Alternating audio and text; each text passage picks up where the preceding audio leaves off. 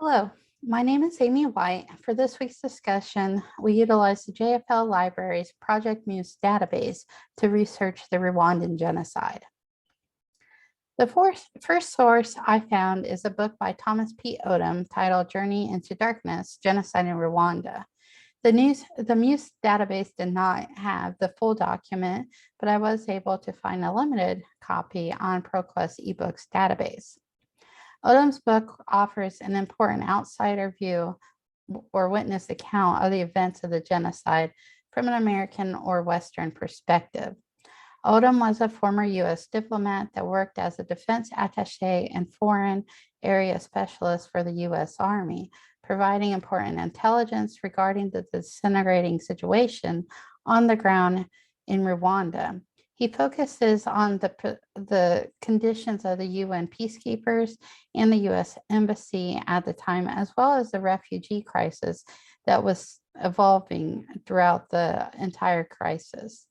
The main premise of Odom's work is to clarify the failure of intelligence and policy that ultimately slowed American intervention in a very human context. My second source is a journal article called Judging Neighbors, the Gacaca Courts in Rwanda by Hélène Dumas. Dumas depicts the judicial proceedings in Rwanda following the genocide.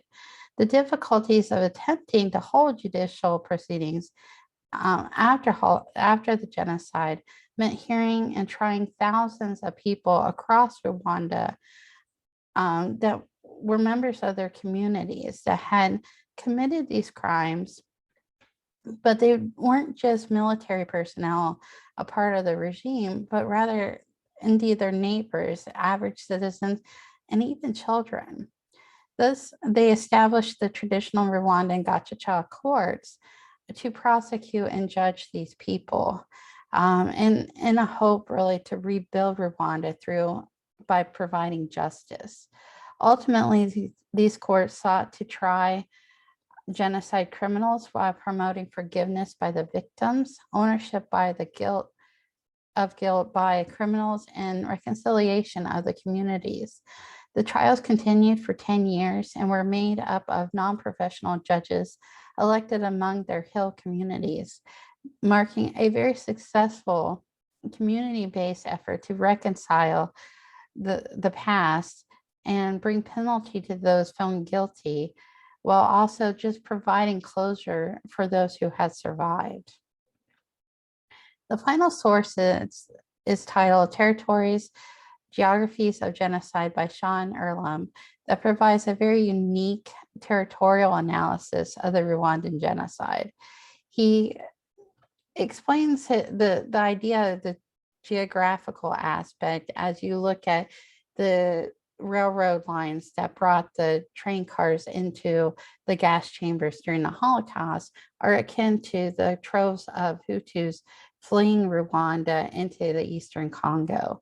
And it just provides an iconic geographical view of what a symbol really of what the genocide was. Earlham discusses the stringent social and governmental structures left by the Europeans that had left divisions and scars really on a geographical level, dividing communities and the people even more so than just by tribal lines, and certainly not just socioeconomic lines. Earlham emphasizes the divisions were further inflamed by the oppressive regime made up of the president, his wife, and several members of her own clan. The autocratic nature of this government and its leadership really further caused deeper divisions between the individual tribes on a geographical landscape, right down to controlling the movement of people between the different states of Rwanda at that time. And really provides a good understanding of how divided the nation was leading up to the genocide. Overall, these sources are extremely helpful. And again, many of these sources I found are unique results compared to other databases I have researched through. And I felt really fortunate to have that ability to utilize this database.